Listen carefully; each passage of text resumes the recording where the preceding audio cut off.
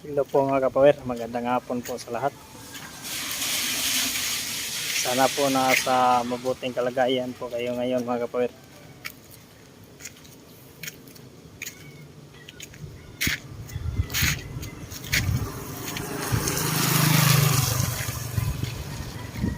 O diba, maulan-ulan dito sa probinsya mga kapower.